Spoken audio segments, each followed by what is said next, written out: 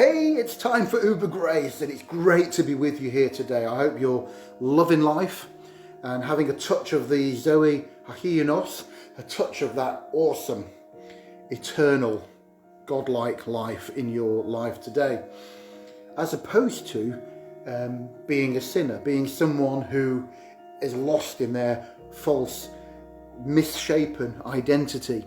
And that's what a sinner is someone who's living out of their misshapen identity. And maybe some of the addictions and some of the broken down relationships and all these things are a result of you living like that. Now, I'll just mention a couple of people that Jesus bumped into.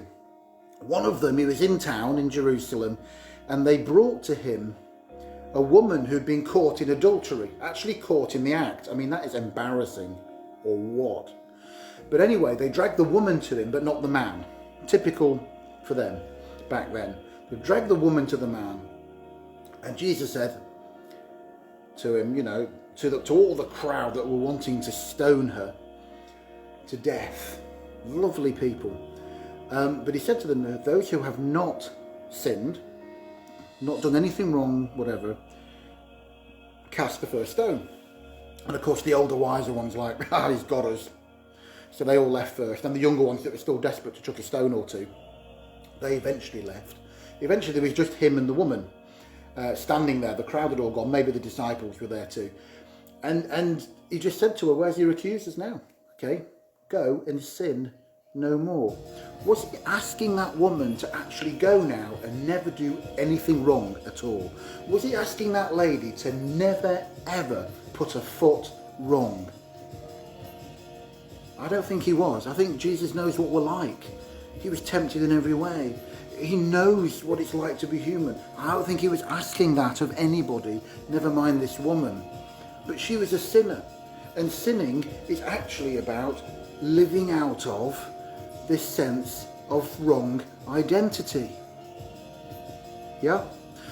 So he was saying to her, you were living and getting into adulterous behaviour because you've missed your identity. You've missed how God designed you to be. Now go and live a life in your true God-given identity. That blueprint of glory that is in you. Go and live with that. And yeah, you're going to muck up. Yeah, you're going to get a foot wrong. Yeah, you might even sleep with someone again because, you've had a pattern and it might be difficult to break. But actually go and be who you really are.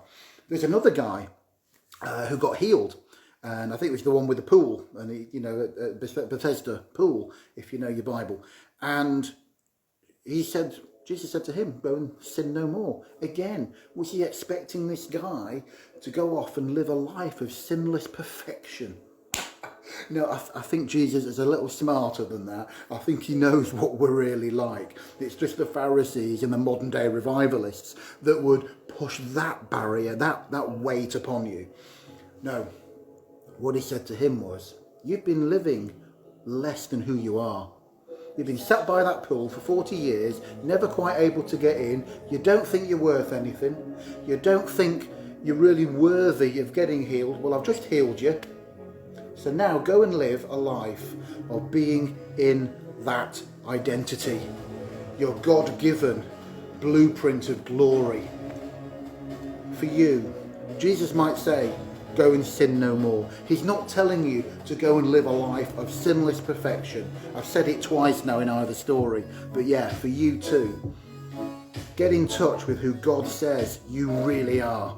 Get in touch with that blueprint of glory that he has designed you to take after. And then go and live like that. Yes, you'll put a foot wrong. Yes, you can't possibly live in sinless perfection.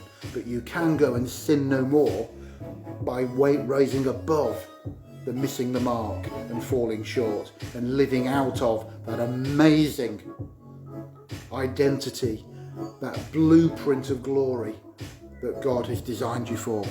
Hey, that is great news. Please, you've got to tell people, share this, and I will see you soon in the next one. Have a great Uberlicious day now. Bye.